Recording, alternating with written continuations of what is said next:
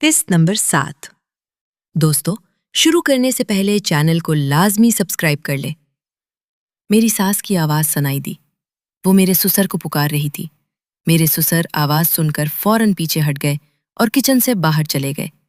ससुर के जाने के बाद मेरी जान में जान आई। मैंने एक गहरी सांस ली और शुक्र अदा किया। मेरी सास आज रहमत का फरिश्ता बनकर आई थी।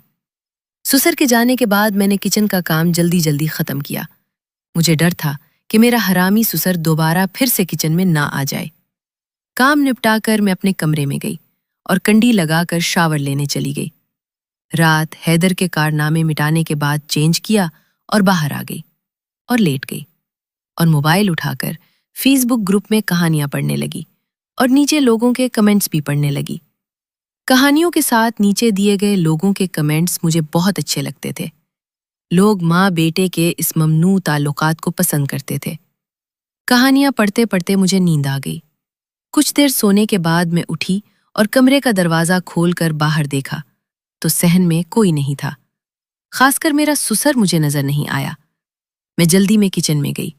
शाम की चाय बनाकर अपने कमरे में ले आई और ससुर के डर की वजह से अंदर से कंडी लगाकर बेड पर बैठकर चाय पीने लगी। शाम बीत रही थी और रात की आमद थी। मैं हैदर को याद कर रही थी। वो भी मुझे याद कर रहा होगा। मैं उठकर बाहर हैदर के कमरे की तरफ गई तो वो पढ़ाई कर रहा था।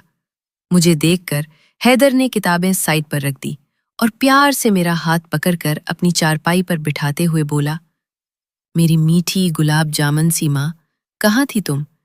मैं शाम से तुम्हें देख रहा था। तुम्हारे कमरे का दरवाजा भी अंदर से बंद था।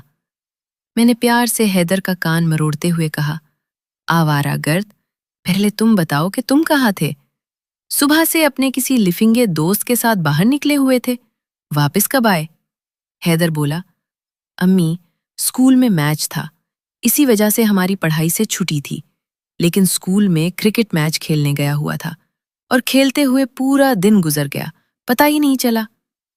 मैंने प्यार से हैदर के बालों में उंगलियां फेरते हुए पूछा, खाना तो नहीं खाया होगा, भूख लग रही है ना? हैदर ने जवाब दिया, खाना मैंने आकर किचन में गर्म करके खा लिया था माँ, लेकिन भूख तो लग रही है। खाने की नहीं, आपकी भूख लग रही है, आपको खाना है। मैं हैदर की इस बात पर शर्मा गई और हैदर के कान के करीब आकर सरगोशी में बोली, अभी नहीं, जब सब सो जाएंगे तब। फिर हम माँ बेटा इधर उधर की बातें करने लगे। मैं अपने ससुर के बारे में हैदर को बताना चाहती थी, लेकिन वो अभी कम उम्र था और खून गर्म था। मामला बिगड़ सकता था, इसलिए मैं खामोश रही। कुछ देर बातें करने के बाद अपने कमरे में आ गई। कमरे में आकर मोबाइल पर फिर से फेसबुक ग्रुप में माँ बेटे वाली कहानियां पढ़ने लगी। इंतजार की घड़ियां बड़ी कठिन होती थी हैं। इधर मैं इंतजार में मर रही थी कि कब सब सोए और कब मैं हैदर को कमरे में बुला लूं। उधर शायद हैदर भी अपनी माँ की याद में होगा। मैं मोबाइल पर बार बार टाइम देख रही थी। वक्त तो जैसे और भी सुस्त हो गया था। जा जाकर के 10 से ऊपर का टाइम हुआ तो मैंने हैदर को कमरे में बुलाने का फैसला किया और उठकर जैसे ही कमरे का दरवाजा खोला, हैदर बाहर ही खड़ा था। मैंने हैदर को अंदर आने का इशारा किया। हैदर के अंदर आने के बाद कमरे से बाहर थोड़ा सा निकलकर अच्छी तरह जायजा लिया। सब सो रहे थे। वापस कमरे में आकर मैंने कंडी लगा ली। कुछ देर बाद मैंने कहा, नहीं हैदर। हैदर ने झुंझला कर कहा, माँ, फिर से वही बात? आखिर तुम्हारे साथ मसला क्या है? जब सब हो गया तो अब इसमें क्या हर्ज है?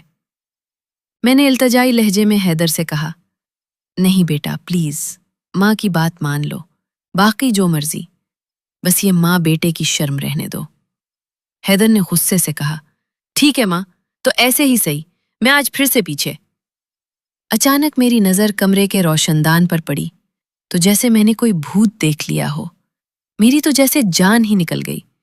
रोशनदान से मेरा हरामी ससुर झांक कर हमें देख रहा था। अपने ससुर को देखकर मेरे सब जज्बात ठंडे पड़ गए। अब मेरा मामला ये था कि जैसे मेरे गले में हड्डी फंसी हो, जिसे ना उगला जा सके ना नुगला जा सके। हैदर को रोकती और बताती कि तुम्हारा दादा हमें रोशनदान से देख रहा है, तो वो जवान खून का लड़का اپنے دادا کے ساتھ کچھ بھی کر سکتا تھا۔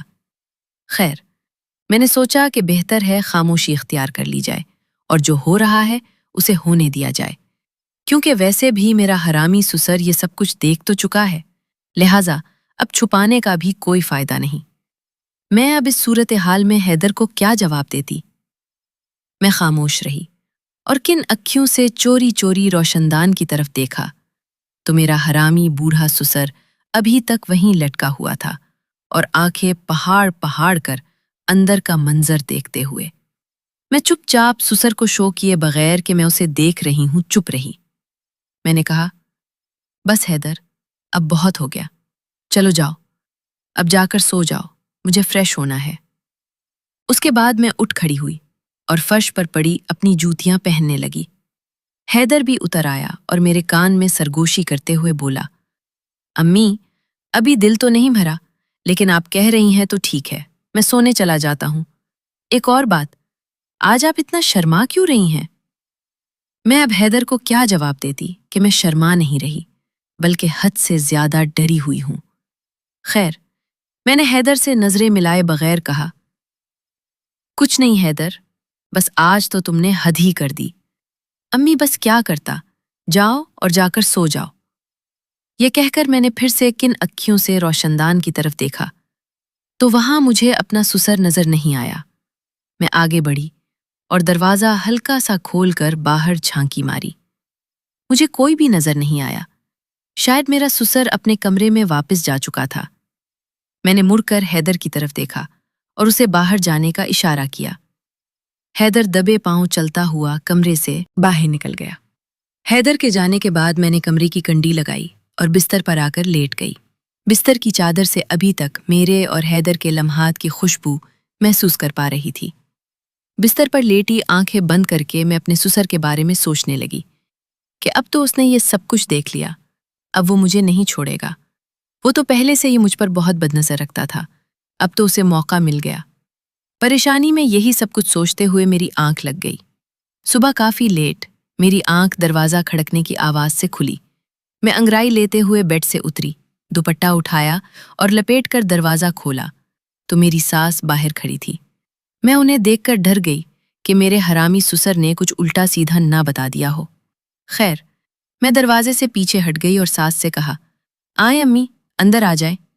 میری ساس کمرے میں آ کر بولی، شہناز بیٹی، تم ٹھیک تو ہو نا؟ صبح کے 11 بج رہے ہیں، تم اٹھی نہیں۔ مجھے لگا پتہ نہیں تمہاری طبیعت ٹھیک بھی ہے کہ نہیں، اس لیے پوچھنے آ گئی۔ اپنی ساس کی بات سن کر مجھے اطمینان ہوا کہ شکر ہے میرے سسر نے ابھی تک کوئی بات نہیں کی۔ خیر، میں نے ناٹک کرتے ہوئے اپنے ماتھے کو ایک ہاتھ سے دباتے ہوئے اپنی ساس سے کہا، امی، ساری رات میرے سر میں شدید درد رہا، تو صبح کے قریب کہیں جا کر آنکھ لگی تھی، اسی لیے سوئی رہی۔ میری ساس بولی، اچھا، تو تم پھر آج آرام کرو بیٹی، کیا ابھی بھی تمہارے سر میں درد ہے؟ میں نے نقاہت والی آواز بناتے ہوئے کہا، جی امی، ابھی بھی ہے، لیکن رات جتنا شدید نہیں۔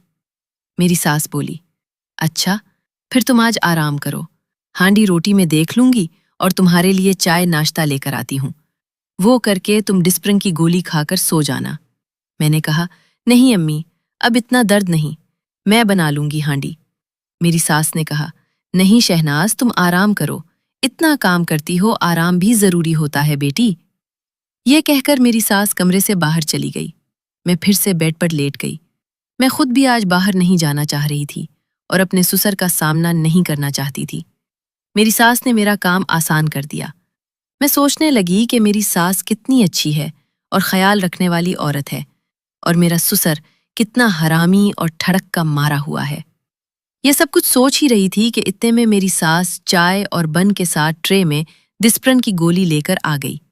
میں نے شرمندگی سے بیڈ پر سے اٹھتے کہا، امی، آپ کو یہ سب کچھ نہیں کرنا چاہیے تھا، میں خود ہی بنا لیتی چائے۔ تو میری ساس بولی، کوئی بات نہیں شہناز، تو ہماری بہو نہیں بیٹی ہے، جب میں بیمار ہوتی ہوں تو تم بھی تو ہماری بہت خدمت کرتی ہو، چلو اب یہ چائے بن کھا کر ڈسپرن لے کر آرام کرو۔ یہ کہہ کر میری ساس نے چائے کی ٹرے تپائی پر رکھی اور کمرے سے باہر چلی گئی۔ میں نے اٹھ کر ناشتہ کیا اور دروازے کی کنڈی اندر سے لگا کر پھر سے بیڈ لیٹ کر موبائل پر ایسے ہی فیس بک دیکھنے لگی۔ दरवाजे की कंडी अंदर से मैंने अपने सुसर के डर से लगाई थी। मुझे पता था कि अब वो कोई ना कोई कार्रवाई जरूर करेगा। अब तो मेरा इतना बड़ा राज उसके हाथ में आ गया। फेसबुक पर कुछ देर पोस्टें वगैरह देखकर मैं लेटे लेटे उकता गई और मोबाइल साइड पर चार्ज पर लगाकर उठ खड़ी हुई और चाय वाले बर्तन उठाकर सोचा कि किचन में जाकर धोकर रख आती हूँ। शाम होने वाली है, अब तो शायद मेरा सुसर घर पर भी ना हो। मैं ट्रे उठाकर बाहर सहन में आई, देखा कोई भी नहीं था। हैदर के कमरे को भी बाहर से कंडी लगी हुई थी, शायद वो स्कूल से आकर खेलने चला गया हो। मैं किचन आकर चाय वाले बर्तन धोने लगी। मेरी सास हांडी रोटी कर गई थी, अब शायद थक कर अपने कमरे में आराम कर रही हो। मैंने बर्तन धोकर जैसे ही बर्तन स्टैंड में रखने के लिए मुड़ी तो देखा मेरा खबीस सुसर किचन के दरवाजे में खड़ा, मेरी तरफ देखकर शैतानी स्माइल दे रहा था। दोस्तों, मजीद देखें तस्तंबर 8 में और इसके लिए हमारे चैनल को लाजमी सब्सक्राइब कर लें और साथ बेल आइकन को भी दबा दें। दोस्तों, इस कहानी की अगली किस्त देखने के लिए अभी स्क्रीन पर आ रहे चैनल को लाजमी सब्सक्राइब कर लें। कल से उसी चैनल पर नेक्स्ट एपिसोड अपलोड होगा, तो नोटिफिकेशन ऑन होने के लिए बेल आइकन भी दबा दें ताकि आपको फौरन पता चल जाए जब नया पार्ट आए। चैनल का लिंक वीडियो की डिस्क्रिप्शन में भी मौजूद है, वहां से जाकर फौरन सब्सक्राइब कर लें।